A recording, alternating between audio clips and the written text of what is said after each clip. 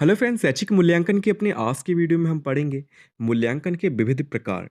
ठीक है, जिसमें सबसे पहले हम मौखिक परीक्षा के बारे में पढ़ेंगे, क्योंकि मौखिक परीक्षा के आधार पर भी हम मूल्यांकन करते हैं। ठीक है, तो पहले सबसे पहले इसके बारे में हम डिफाइन करेंगे। देखिए, एक टॉपिक आपका भी रह रहा है जिसमें मूल्यांकन के पक्षों के बारे में हमें पढ़ना है, जिसमें संज्ञानात्मक पक्ष, ठीक है, उसे अच्छे से डिफाइन करना है। भावात्मक पक्ष और क्रियात्मक पक्ष, ठीक है? तो ये मैं बाद में आपको कराऊँगा, ठीक है? तो टेंशन मत लेना, कमेंट्स में ये मत पूछना कि क्यों नहीं कराया सर, ठीक है? तो इसे मैं बाद में करा दूँगी क्योंकि अच्छे से डिफाइन करना पड़ेगा उसे, ठीक है? तो देख लेते हैं मूल्यांकन के विविध प्रकार। तो सबसे पहले आता है आपका मौखिक परीक्षा।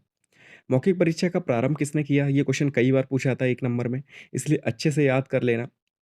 क्योंकि ये क्वेश्चन टेट में भी पूछा गया है और इसमें भी पूछा जाता है, ठीक है? डीएलएड में बहुत पूछा जाता है। तो ग्लेडाइडस ने मौखिक परीक्षा का प्रारंभ किया था, ठीक है? मौखिक परीक्षा का सबसे पहले प्रारंभ किसने किया? तो ग्लेडाइडस ने सबसे पहले मौखिक परीक्षा का प्रारंभ किया था तथा इसे सुकरात ने महत्वपूर्ण स्थान दिया, ठीक है? तो सुकरात तो आप जानते ही हैं, फेमस व्यक्ति हैं, जिन्होंने प्रश्नोत्तरी विधि दी थी, ठीक है? और जिसे हम लोग सुकराती विधि के भी नाम से जानते थे, ठीक है? प्रश्नोत्तरी विधि को। तो सुकरात ने भी महत्वपूर्ण स्थान दिया था मौखिक परीक्षा को। यह प्रविधि मुख्यतः व्यक्तिक होती है। इसमें छात्र से मौखिक रूप से प्रश्न करके उसके ज्ञान, अभिव्यक्ति की क्षमता एवं उसके आत्मविश्वास को परखा जाता है। ठीक है? तो मौखिक परीक्षा आप सभी जानते हैं, कैसे ली जाती है। ठीक है? एक छात्र को बिठाएँगे, उससे क्वेश्चन पूछे जाएँगे कई तरीके के, ठीक है? वो आंसर देता है। तो ये कैसी है? मुख्यतः कैसी है? व्यक्तिक है, ठीक है? क्योंकि हम पर्सनली एक-एक व्यक्ति से क्वेश्चन करते हैं इसमें और इसमें छात्र से मौखिक रूप से प्रश्न करके उसके ज्ञान, अभिव्यक्ति की क्षमता एवं उसके आत्मविश्वास को परखा जाता है, ठीक है? तो उससे पता चल जाता है कि उसके अंदर कितना कॉन्फिडेंस है, कितने अच्छे से वो आंसर दे रहा है, ठीक है? काफ़ी चीज़ें पता चल जाती हैं, क्या कितना ज्ञान है उसमें, ठीक है? अब उद्देश्य देख लेते हैं मौखिक परीक्षा के। सबसे पहले विद्यार्थियों में विचार शक्ति तथा कल्पनीय शक्ति का विकास। ठीक है? तो मौखिक परीक्षा का उद्देश्य क्या होता है कि विद्यार्थियों में विचार शक्ति तथा कल्पना शक्ति का विकास करना, पहला इसका उद्देश्य होता है। ठीक है? क्योंकि अचानक आपसे अगर कोई क्वेश्चन पूछा जाएगा तो आपके मन में उस सवाल को लेकर कई सारे विचार उत्पन्न होते हैं। ठीक है? और आप कितना सोच सकते हैं, कितनी कल्पना कर सकते हैं उसके बारे में। तो विचार शक्ति तथा कल्पना शक्ति का विकास करना पहला उद्देश्य है। दूसरा है स्मरण शक्ति का विकास करना कि टीचर ने आपको बोर्ड पे पहले समझाया था, आप कितना उस चीज़ के बारे में याद रख पाए हैं। तो स्मरण शक्ति का विकास होता है। तीसरा है कि रचनात्मकता तथा एकाग्रता का विकास करना। ठीक है? तो एकाग्र एकदम होता है मन, ठीक है? रचनात्मकता आती है, बना-बना कर आप बताते हैं चीज़ों को। फिर है कि मौखिक परीक्षा से विद्यार्थियों में गति एवं शुद्धता से कार्य करने की आदत डालना। ठीक है? जब मौखिक परीक्षा ली जाती है विद्यार्थियों से, तो एक तो गति में सुधार होता है कि कितने अच्छे से वो बताते हैं जल्दी-जल्दी, ठीक है? और शुद्धता कार्य करने की, ठीक है? तो ये सारी आदतें पड़ती हैं। फिर है कि पाठ का अभ्यास एवं पुनरावृत्ति करना, ठीक है? जो पाठ का अभ्यास होता है, वो भी बहुत जल्दी हो जाता है, ठीक है? और उसे हम बार-बार कर सकते हैं मौखिक परीक्षा के आधार पे, कि एकदम जैसे ही टीचर ने पाठ पढ़ाया, उसके बाद आपसे क्वेश्चन पूछ लिए मौखिक रूप से, ठीक है? तो पाठ का अभ्यास भी हो जाता है। तो ये सारे मौखिक परीक्षा से उद्देश्य हैं, ठीक है, मौखिक परीक्षा के। अब मौखिक परीक्षा का महत्व क्या होता है, ये देख लेते हैं। तो पहला महत्व ये है, मौखिक परीक्षा की परिश्रम तथा समय की बचत होती है, ठीक है? जैसे आप क्या है कि लिखित परीक्षा अगर होती है, तो उसमें आप जानते हैं कितना टाइम लगता है, ठीक है? टीचर को काफ़ी टाइम लगता है, आपको भी काफ़ी टाइम लगता है, तब जाके आपका मूल्यांकन हो पाता है। लेकिन मौखिक में क्या है कि उसी समय एकदम मूल्यांकन हो जाता है, ठीक है? कि मौखिक रूप से टीचर ने आपसे क्वेश्चन पूछा और आपने आंसर दे दिया। तो परिश्रम तथा समय की बचत है। दूसरा कि शीघ्र गति से कार्य हो जाता है, बहुत जल्दी कार्य हो जाता है, आपको भी पता है, ठीक है? सीधा लिया, फिर दूसरे बच्चे से पूछ लिया। फिर है कि यथार्थ एवं शुद्ध गति की आदत का विकास, ठीक है? यथार्थ रूप से एकदम जल्दी लेते हैं और शुद्ध गति, ठीक है? कि आप सही से एकदम आंसर दे देते हैं।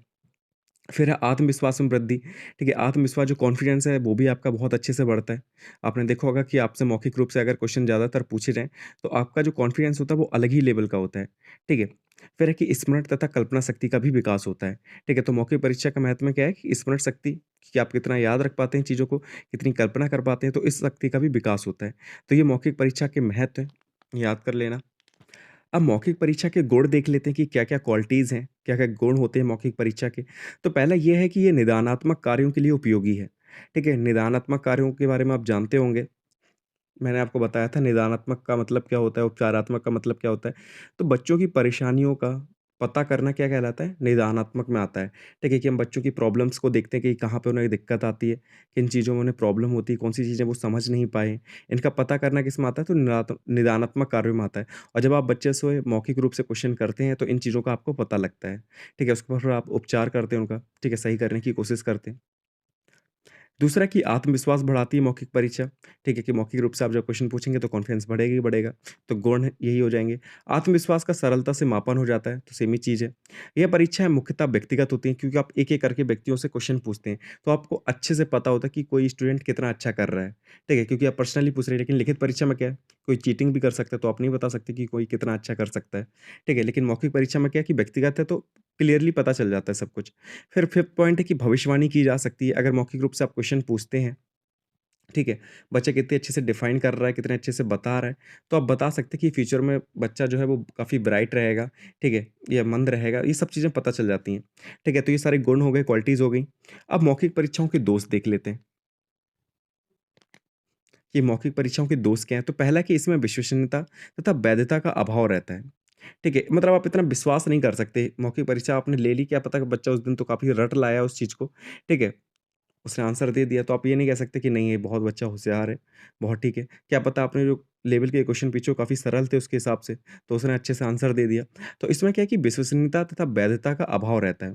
दूसरा कि समस्त विषयों तथा स्तरों पर इसका प्रयोग करना संभव नहीं है, ठीक है? जैसे कि क्या है कि छोटे स्तर पे आप ये चीज़ यूज़ कर सकते हैं, लेकिन बड़े स्तर पे आप इसका यूज़ नहीं कर सकते। जैसे कि क्या कि आपको बच्चों को ग्रेड प्रोवाइड करानी है, तो आप सिर्फ़ मौखिक परीक्षा पर डिपेंड नहीं रह सकते, ठीक है? लिखित परीक्षा भी बहुत ज़रूरी है। फिर तीसरा कि इसमें परीक्षा के आधार पर अंतिम, व्यापक एवं संपूर्ण मूल्यांकन संभव संभव नहीं है, ठीक है? सिर्फ़ आप मौखिक अगर परीक्षा ले रहे हैं, बच्चों से मुझसे ही क्वेश्चन पूछ ले रहे हैं सारे-सारे, ठीक है? तो इसके आधार पर आप अंतिम, व्यापक मूल्यांकन नहीं कर सकते क्योंकि आपको पता है अंतिम और व्यापक मूल्यांकन में क्या है, हर चीज़ इंक्लूड होती है। अब वो आप मौखिक आधार पर नहीं कर सकते हैं। फिर है कि पक्षपात की संभावना अधिक रहती है। हो सकता है कि आप किसी बच्चे से आपका फ़ेवरेट हो तो आप उससे कम क्वेश्चन पूछें या ईज़ी क्वेश्चन पूछ लें। किसी से आपको अगर चिढ़ है तो आप उससे बहुत ज़्यादा कठिन क्वेश्चन पूछ लें। ठीक है? तो पक्षपात की संभावना रहती है इसमें। फिर है कि व्यक्तिगत परीक्षा लेने में समय बहुत अधिक लगता है। तो देख लीजिए एक-एक करके आप परीक्षा लेंगे तो आप सोच लीजिए 40 बच्चे हैं और एक को 5 मिनट दे रहे हैं तो कितना टाइम लग जाएगा। ठीक है? लिखित परीक्षा में क्या है कि 40 ही मिनट में आप सभी का पेपर ले सकते हैं। ठीक है? तो व्यक्तिगत परीक्षा लेने में टाइम बहुत ज़्यादा लगता है। तो ये मौखिक परीक्षा के बारे में हो गया। नेक्स्ट वीडियो में हम देखेंगे मूल्यांकन के विविध प्रकारों में दूसरा प्रकार क्या है और किस आधार पर हम मूल्यांकन करते हैं। ठीक है, तो मौखिक परीक्षा के बारे में इतना ही है। फिर मिलते हैं नेक्स्ट वीडियो में। Thank you so much for watching this video.